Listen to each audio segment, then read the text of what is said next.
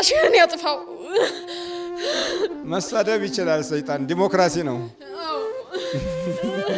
ሌላም ሰራ ነበር ትዳር አስቦ የመጣው እንዳታገባ እሺ ልክ ሲመጣ ምን ታረጋዋለህ ገላመጣዋለሁ ሳታቀው አሰድባታለሁ ነገሮች እንዲበላሹ አረጋለሁ ክፉ ብትሆን እንደሌሎች አሉ እኮ ብዙ ክፉዎች አሉ እንደነሱማ ብትሆን ግድል ድፍን ነበር ክፋት የሚባል ሲጀመር ራሱ አልፈጠረባትም ደግናት ለሰው ታዝናለች እንዴት አርጌ ልግደላት ያባቷ ምቀኛ ነኝ ደፍተራ መተት አው በጣም ቆጨኝ አለመሞታ በጣም ቆጨኝ ግደላ ስለተባልኩኝ አሁን በመያዝ በጣም ቆጨኝ ሰይጣን አጋንንት ነኝ ደፍተራ መተት ያባቷ ምቀኛ አስለቅሳታለሁ አበሳጫታለሁ በቃ አንቺ ከእንግዲህ በኋላ ምን ተስፋለሽ እናት ተጠገብሽ የለሽ አባት የለሽ አንቺ ምን ተስፋለሽ በቃ ሙቺ ላታለሁ ጥፊ ብራሪ ይሄ የሰይጣን ኢንተርቪው አይደለም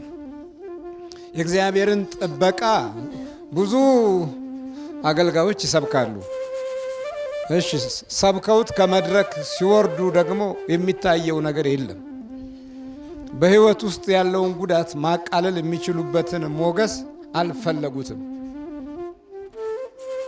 ገድለ ቅዱሳንን ሲያነቡ ያነቡታል ሲሰራ በዚህ ዘመን አይሰራም ብለው ያምናሉ በቃ በዚህ ዘመን እንዴት እንዲህ ሊሆን ይችላል አይሆንም ይላሉ እኮ ከንጹህ ሰው ጋር መኖር አልችልም ክፉዎቹን ነው ማጠፋው ገር ሰው እንዴት ታጠፋዋለ አይቻልም አልቻልኩም ግሬ ፈተና ይውላል በለኝ እዚህ ጩነት ቦታ ቆምኩኝ እውነት እኔ ያሳለፍኩት መከራና ችግር ብዙ ነው ሙቺ ይልሻል አዎ አንድ ጊዜ በቃ አስባስብና ምን አባቱኒ መሞት ይሻለኛል ከእንግዲህ በኋላ ምን ተስፋ አለኝ ምናምን እላለሁ አንድ ጊዜ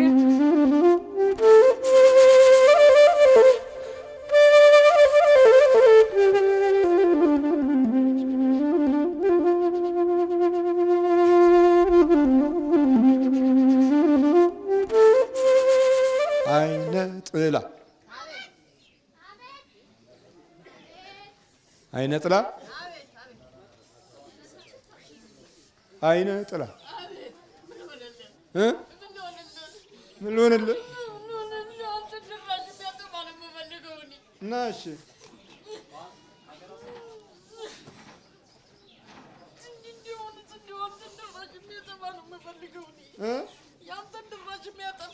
ነው ናሽ ምን ላርግ ለምን ትጠራኛለህ ድራሽን ያጥፋውና ምን ነው እኔ ምን ነው ትለኛለህ እንዴ አንተ ያንተ ስራ ነው ድራሽን ያጥፋው አሁንም ድራሽን ያጥፋው መሳደብ ይችላል ሰይጣን ዲሞክራሲ ነው ሌላም ሰራ ነበር ሌላም እየሰራው ነበር ምክንያቱም ለሰይጣን ፖሊስ የለውም እንደዛ ነው ዲሞክራሲ ለሰይጣን ብቻ ነው የሚመቸው ምክንያቱም ቋንቋውም ከጣዖት ስም ውስጥ ነው የወጣው ከዛሬ ስንት ሺህ ዘመን በግሪክ ያለ የአርጤምስ ቋንቋ አርጤምስ ውስጥ የሚያገለግሉ ምሁራኖች ናቸው ይሄንን ቃል ያመጡት እሺ ስለዚህ እንደዚህ ነው ምን አልከኝ ድራሽ ይጥፋ ያንተ ነው እኔ በቃ ዘዴ እኔ ብዙ ነገር ብላት እኮ ምንም አታዳምጠኝም ሁሉን ነገር ስነግራት አታዳምጠኝም ምን ብለህ ትናገራለህ እኔማ ቢቸግረኝ ምን አልኩ ያን ተው ተናድጄ ነው ምን አልክ ቢቸግረኝማ እኔ በቃ እሺ አትሂጂ ያልኳት በምን ዋኔ ያልካት እኔ ድምጼን እያሰማሁ ነበር ምንግራት አሁን እሱን ማቆም አለብህ ብላ ከትክታኛለች ቀስ አሰማት አንድ ቀስ ብያት ሂጂ ይቅርብሽ እሱ ጋር ይቅርብሽ ጠንቋይ እኮ የሚሉት እውነት ነው ብላት 64 ሰግዳ 41 አቀመሰች ጥንቆላ ማለት ይሄ ነው አለችኝ እቺ ብሽቅ አይደለች ታዲያ እንዴት ነው ጠንቋይ ነው አልካት ዲቀስ ብዬ ሁሉ ሰው እኮ ዝም ብሎ ነው ጠንቋይ እኮ ነው እሱ አልኳት ሰው ሚለውን እያዳመጥኩ እየተቀላቀልኩኝ የሚለውና ቀስ ብዬ ብላት 64 ሰግዳ 41 መቁጠሪያ ቀመሰች። ጥንቆላ ይሄ ነው አለች። በቃ ድብን አልኩ። ድብን ደስ አለ ታዲያ? ድብን አልኩ። ስትናገር እንዴት ነው? ከውስጥ ነው የምትናገረው? ከውጭ ነው የምትናገረው? ከውጭ ነበር። ሲነቃ ቆምኩ። እንዴት ነው የምትናገረው? ከውጭ በሰው ነው ወይስ በራሷ ጆሮ? በራሷ ጆሮ ነው የምነግራት እኔ። እንዴት እያልክ? እንዴ ሂጂና በይው እላታለሁ ከፈለኩ እኔ በይው ምን እላታለሁ። የፈለኩትን ማስመታት እችል ነበር። እሱን ተውኩ። ድሮ አስመታ ነበር። ተውኩ እሱን። እንዴት አድርገህ ነው እስቲ የምትመታው? እስቲ ያሰኝ ልበላትን። ይሄ ምን ይሰራልኛል? ይሄን ፍጥ ነው። እኔ ምን እንደዚህ አይነት አይደለም። ምን አይነት ነው የምትመታው ታዲያ? እንዴ ሙላት ትዳር አስቦ የመጣውን እንዳታገባ። እሺ ልክ ሲመጣ ምን ታደርገዋለህ? እገላምጠዋለሁ። ሳታውቀው አሰድባታለሁ። ነገሮች እንዲበላሹ አደርጋለሁ። አሁን ራሱ ምንም ማድረግ አልችልም። ዝም ሆነ። ዝም ደግሞ ለእኔ ያናድደኛል። ዝም ደግሞ እኔን ያናድደኛል። ለምን ያናድድሃል? ዝም አንተ ከዚህ ድራሽ ጥፍት ይበል። ስራህን አቁመህ ብትሄድ ምን ይልሃል? በቃ እኔ እኮ የምጠይቅ ሌላ የምታወራው ሌላ ነው። አዎ አውቄ። ዝም ምን ያደርግ? ምን ያጎዳሃል? ዝም ብትል ምን ማለት ነው? አንተ ከዚህ ብትሄድ ደስ አይልህም? ደስ ይላል። ማን ያመጣው? እሺ አንበሳው ደህና ነህ? እስቲ ደህና ነኝ አባ። አይ አንበሳዬ ተረጋጋ። አሁን ትንሽ የዚህ አርሴማ ሂጄ ነበርኩ። መጀመሪያ የረረ ስላሴ እንጥቶ ማርያም ይልኩ እንጥቶ ማርያም አባጋ ነው። አሁን ተረጋጋ። እኔ ትንሽ ግን መንፈሱ አለ። ችግር የለም እሱ። አንተ መጀመሪያ መረጋጋት። እሺ በስመ አብ። በጣም ልዩ ነው የእመቤታችን ስዕል። እና ወዴት ትዞራለህ? አደይ ድንግል ማርያም ወላዲተ አምላክ አደይ ድንግል ማርያም ወላዲተ አምላክ አደይ ትሄዳለህ አትሄድም? አይነ ጥላ ስለጠራኸኝ ነው እኔ የመጣሁት። አሁን ስለጠራኸኝ ነው እኮ የመጣሁት። በቃ እያልኩ ነው የምኖረው። እያልኩ ሙዝዝ ብለህ ትኖራለህ። ሂድ ግባ እዛ። ና አንተ ምንድን ነኝ ያልከኝ? የአባቷ ምቀኛ መተት። አዎ። የት አለ አባቷ? አባቷ የለም፣ ክፍለ ሀገር ነው ያለው። አሳስሮ ተባልኩኝ፣ አሳሰርኩት እሱን። እሷን ግን ተምራ ትልቅ ደረጃ እንዳትደርስ፣ ሰርታ ገንዘብ በእጇ እንዳይገባ፣ አግብታ ልጅ እንዳትወልድ አሰቃያት፣ አንከራታት፣ ግደላት ነበር የተባልኩት። ልጅቷ እኔ አላገባም ዓለምን ኑሮ አልፈልግም ብላ ቆረበች። እንዴት ብዬ ልግደላት? አልቻልኩም። ግደላት ነበር የተባልኩት። የደብተራ መተት፣ ምቀኛ መተት፣ የአባቷ ምቀኛ ግደላት ነበር የተባልኩት። ግን እንዴት አድርጌ ልግደላት? አልቻልክም። ምን ኃይል አለኝ? ኃይል እኮ የጌታችሁ የኢየሱስ ክርስቶስ ነው። አልቻልኩም። እንዴት እችላለሁ? ኃይል የለኝም። ግደላት ነበር የተባልኩት። የአባቷ ምቀኛ የደብተራ መተት ነኝ። ግደላት ነበር የተባልኩት። አባቷ እንዲሞት ታንቆ እንዲሞት አባቷ ለአንድ ልጁ ናት፣ ሌላ ልጅ ስለሌለው በቃ እሱ ደግሞ እሷ ከሞተች በኋላ ታንቆ እንዲሞት ነበር የተባልኩት። ልጅቷ ትጸልያለች። እመቤቴ ማርያም አማላጅነትሽና ጸሎትሽ አይለኝ፣ በሄድኩበት ቦታ ተከተኝ ትላለች። ቅዱስ ቁርባኑ ምን አደረገ? አቃጠለኝ። ሁሉን ችዬ ነበረ እኔ አብሬያት የቆረብኩት። በቃ ሁሉን ጸሎቱንም ስግደቱንም ጾሙንም ሁሉን ችዬ ነበረ፣ ግደላት ስለተባልኩ ማለት ነው። ግን አልቻልኩም። በቃ እንዴት ልቻለው? አልቻልኩም። አቃጠለኝ። ልጅቷ ካለ ጸሎት በስተቀር ክፋት የሚባል አታውቅም። ደግ ናት። ክፋት ብታውቅ ኖሮስ ምን ታደርግ ነበር? ክፉ ብትሆን እንደ ሌሎች አሉ እኮ ብዙ ክፉዎች አሉ። እነሱማ ብትሆን ግድል ድፍን ነበረ። ክፋት የሚባል ሲጀመር ራሱ አልፈጠረባትም። ደግ ናት፣ ለሰው ታዝናለች። እንዴት አድርጌ ልግደላት? የአባቷ ምቀኛ ነኝ፣ የደብተራ መተት። አዎ አንዳንድ መንፈሶች እንደዚህ አይነት ባህሪያቶች የውስጥ ክፋት ይደግፋቸዋል።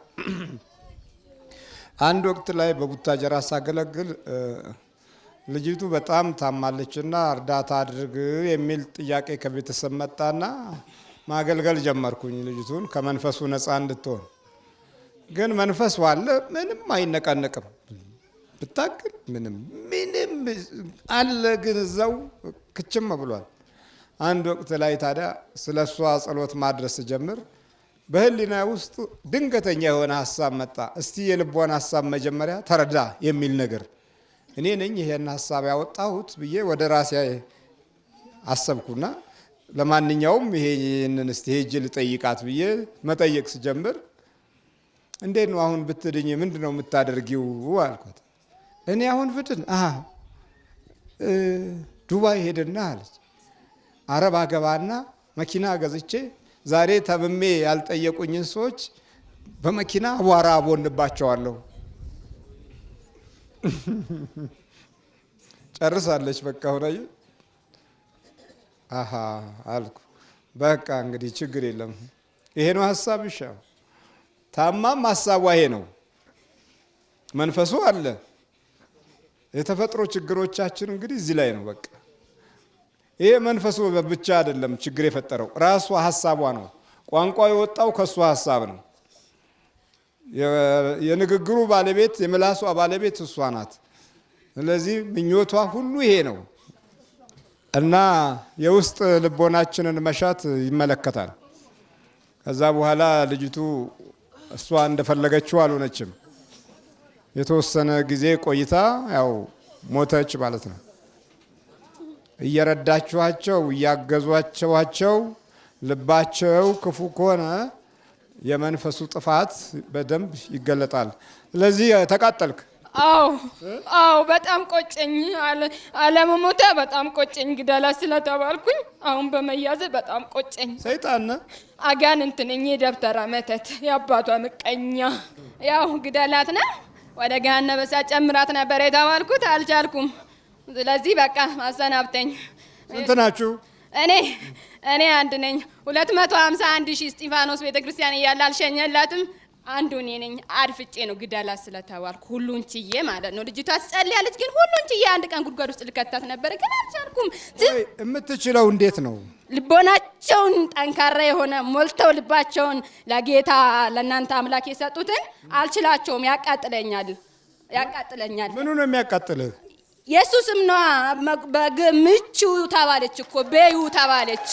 አሁን እኮ እኔ ስመታ ስገረፍ ኢየሱስም እየተጠራ ነው እና ኢየሱስም ሁሉ ቀን ጠዋት ማታ ቀን ሌሊት ሲጠራብኝ ታዲያ ያቃጥለኛል። እንዴት ላድርግ? እኔ በዛን ሰዓት በቃ የምገባበት ይጠፋኛል። ስለዚህ ያለኝ አማራጭ መሄድ ነው። እልሟ ነው ምቹ ያለችው። አዎ እዚህ መታ ጸለየችላቸው። ለበደሏት ሰዎች ይቅር በላቸው አባቶ፣ አንተ ሰውን ቸርነት የሰውን ልቦና መርምረህ ታውቃለህ፣ አባቶ ይቅር በላቸው ብላ ጸለየችላቸው። እንዳታመልጠኝ ነበር፣ እንዳታመልጠኝ። ግደላት ተብያለሁ፣ ምክንያቱም ትሙት ተብያለሁ። የአባቶ ምቀኛ ነኝ። እሷ ሞታ ደግሞ እሱ እንዲታነቅ። አንድ ልጁ ናት፣ ሌላ ልጅ የለውም። አባትየው ሌላ ልጅ ልክ እሷ ስትሞት እሱ ይታነቃል ተብሎ በሂሳብ ነው የተሰራው። እሱ እንዲታነቅ፣ እሷ ሞታ እሱ እንዲታነቅ፣ በቃ አባትና ልጅ እንዲሞቱ ነው የተባልኩት። ግን እንዴት ላድርግ? አልቻልኩም። አስለቅሳታለሁ፣ አበሳጫታለሁ። በቃ አንቺ ከእንግዲህ በኋላ ምን ተስፋለሽ? እናት አጠገብሽ የለች፣ አባት የለሽ፣ አንቺ ምን ተስፋለሽ? በቃ ሙቺ እላታለሁ። ጥፊ ብራሪ። ይሄ የሰይጣን ኢንተርቪው አይደለም። በማህበራት ተደራጅተናል ብለው ለረጅም ዘመናት ቀን ያስቆጠሩ አገልጋዮችም ጭምር ይሄንን በሚፈልጉት ለራሳቸው ጥቅም በሚሰብኩበት ጊዜ አሳምረው ይገልጹታል። ሌላው ሰርቶ በሚያሳይበት ጊዜ ደግሞ ዓይናቸውም ቋንቋቸውም ደም ይቀላቅላል። ይሄ ማለት ምንድነው? የእመቤታችንን የቅዱሳንን የክርስቶስ ስጋና ደም መውሰድ ማለት የአጋንንትን ሰራዊት አገዛዝ እንዴት እንደሚጥል በራሱ በመንፈሱ ቋንቋ መስማት እንድንችል ነው። የእግዚአብሔርን ጥበቃ ብዙ አገልጋዮች ይሰብካሉ። እሺ፣ ሰብከውት ከመድረክ ሲወርዱ ደግሞ የሚታየው ነገር የለም። በህይወት ውስጥ ያለውን ጉዳት ማቃለል የሚችሉበትን ሞገስ አልፈለጉትም። ደግሞ በሌላው ሲገለጥ ከየት አባቱ ቤት በኩል ቀድሞ መጣ ይላሉ። ሌላ ስምም ጥላሸትም ቀብተው ያወራሉ። ለምንድነው ሲባል ሰይጣን ኢንተርቪው ያደርጋል ይላሉ። እንዴ ዓለምን እየገዛ ያለው መንፈስ የምትማረው ራሱ እሱ ያለበት ነው። ስትኖርበት የነበረው ህይወት በሙሉ እሱ ያለበት ነው። ራስህ አንተ አገልጋዩንም አብሮ ይመርሃል፣ አብሮ ይሰብካል። እሱ ራሱ ካላወቅከው ካልተረዳኸው እና የጠላትነት ሚስጥሩን ካልገባን ከዘር ማንዘራችን የመጣውን ጥበቡንና ጉዞውን ካልተረዳ ነው። እሺ ወንጌል ያድናል፣ አዎ ያድናል፣ ምስራች ነው፣ የምስራች ነው፣ አለቀ። ታዲያ አጋንንትን አውጡ ሲል ደግሞ የአጋንንት ድርጊቶች በትክክል የእግዚአብሔር ኃይልና ጥበብ እንዴት እንዳዳነ መገለጽ አለበት። ገድለ ቅዱሳንን ሲያነቡ ያነቡታል፣ ሲሰራ በዚህ ዘመን አይሰራም ብለው ያምናሉ። በቃ በዚህ ዘመን እንዴት እንዲህ ሊሆን ይችላል? አይሆንም ይላሉ። ስለዚህ የለየለት አስማተኛ ወይም የለየለት የቤተ ክርስቲያን ጠንቋይ ያደርጋል። የቤተ ክርስቲያን ጠንቋይ የለም፣ ባይሆን ደፍተራ ነው፣ የተዋህደው ደፍተራ ነው። አሾክሻኪ መንፈስ ያለበት ነው ያለው። እነሱን አይነኳቸውም፣ እነሱ ወዳጆች ናቸው። የመንፈስ አንድነት አለ። እንደዚህ የሚያደርጉ ሰዎች አብሯቸው ይሰራሉ። መንፈሱን የሚያጋልጠው ላይ ግን ትኩረታቸው ከሌላ መዘዝ ጋር ማያያዝ ነው። ስማ አቤት። እና መቁረቧ ደስ አላለህም? አላለኝም። በጣም ነው የተቃጠልኩ። ከቆረበች በኋላማ እኔ በፊት ላሳስታት ነበረ። በቃ ወደ ዓለማዊ ኑሮ እንድትሄድ ነበር የፈለኩት፣ ግን አልቻልኩም። በቃ ትረዳታለች እሷ። በርቺ፣ አይዞሽ፣ ነይ ተከታይኝ ትላታለች። እኔ እኮ የሁሉንም እንሰራ የምሸከመው እኔ ነኝ። ልጄ ነይ ተከታይኝ አለው ልሽ አይዞሽ እያለ ታበረታታታለች። ልጅቷ ገር ናት፣ ንጹህ ናት፣ ምንም አታውቅም። አልቻልኩም። እኔ እኮ ከንጹህ ሰው ጋር መኖር አልችልም። ክፉዎቹን ነው ማጠፋው። ገር ሰው እንዴት ታጠፋዋለ? አይቻልም። አልቻልኩም። ስንት ዓመት ታገልካት? እኔ ያስኳት በልጅነቷ ነው። ገና የ6 ዓመት ልጅ እያለች ነው ያስኳት። የአባቷ ምቀኛ ማለት ነው። ግን ደግነቷ እስከ ዛሬ ድረስ። ስንት ዓመት ነው ለዋለ? 16 ዓመት ከተያዝኩኝ 2 ዓመቴ ነው። ተሷ ጋር ግን ከኖርኩኝ 16 ዓመት ነው። 2 ዓመትም ተይዘ ቁጭ ብለሃል እንዴ? አልፈጭ እሷን መስዬ እንዴ ግደላት ተብያለሁ።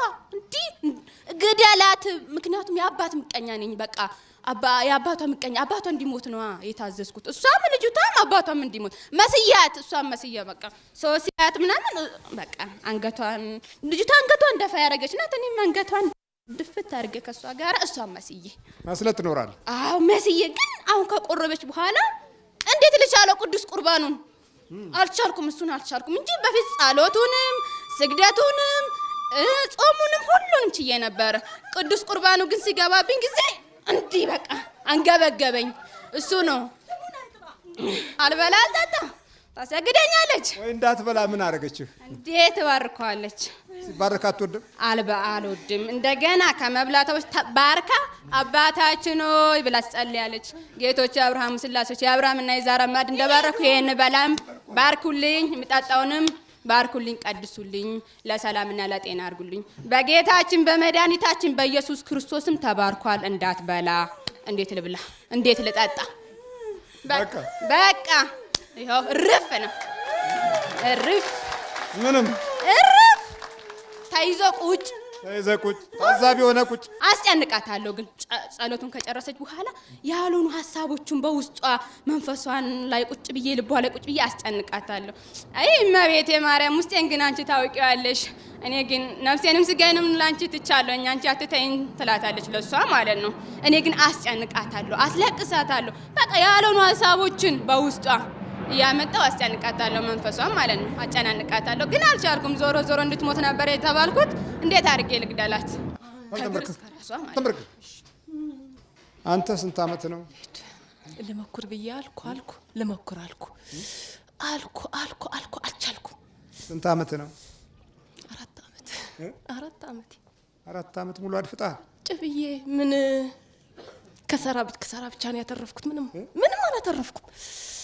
4 ዓመት ቁጭ ብላ ቁጭ አልኩና አልኩ። አሁን ግን ባሰብኝ። ግን ማን አንተ? ምንድነው? እኔ ሁሉም አለው። ምን ናችሁ? ዛር አለው። ይነጥላለሁ። አይነጥላለሁ። ላይ ያለው ላይ ለይ ምን ከባሏ? አዎ አብረር አጥፈ። እሺ ልጆች በትን። አዎ ሌላስ? ባዶ አርግ። በዛ ምን ነው ይሄ ሁሉ?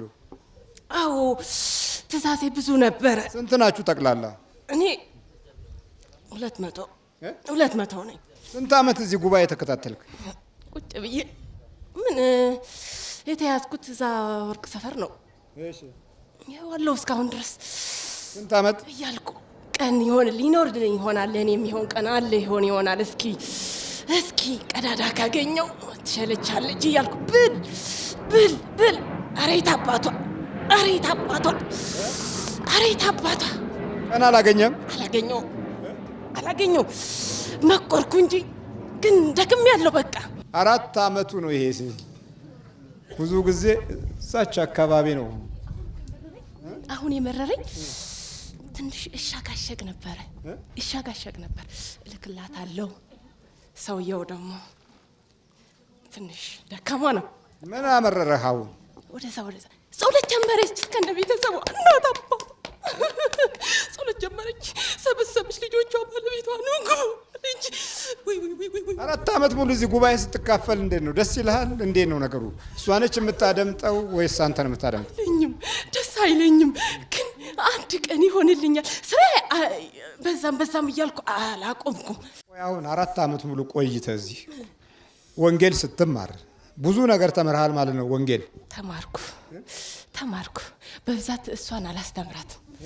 በብዛት ትንሹን ጊዜ ነው የተማረችው እሷ። ውስጥ ልብ ውስጥ አሁን ስፍራ አጣሁ። የሚበላ የለ ውስጧ ምናምን ታደርጋለች። እኔ ለቤቴ ሰራተኛ ነኝ። አያስፈልገኝም። የሚመቸኝ ሁሉም ነገር ነው። በምን ገባ አለው ላኩላት ሽቶ ነው ሽቶ ከጅዳ መጣሁና ለልጆቿ ቦርሳ፣ ለባሏ ሸሚዝ፣ ለሷ ሽቶ አሰርቼ ታባቷ ተዘጋጅ። አንተም ተዘጋጅ። ሙቻ ዘሪጋ ተዘጋጅ። አንተም ተዘጋጅ። ምን ይላል?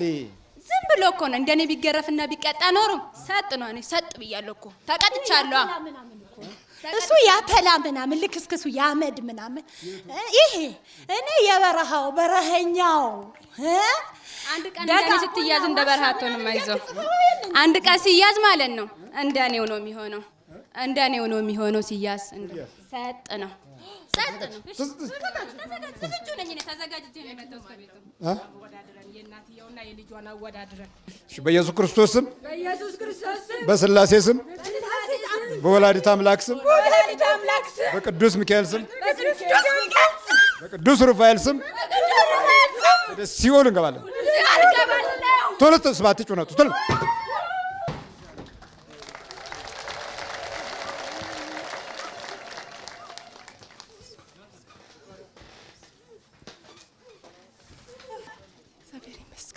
እግዚአብሔር ይመስገን። እንዴት ነው? እግዚአብሔር ይመስገን። እኔ ብዙ ጊዜ አይጨንቀኝ፣ ቤተሰቦቼ፣ ልጆቼና ባለቤቴ ነው የሚጨንቀኝ እንጂ እኔ እንደሚሆንልኝ አውቃለሁ። እግዚአብሔር የተመሰገነ። እግዚአብሔር በርቺ። መብርሃን አይዞሽ።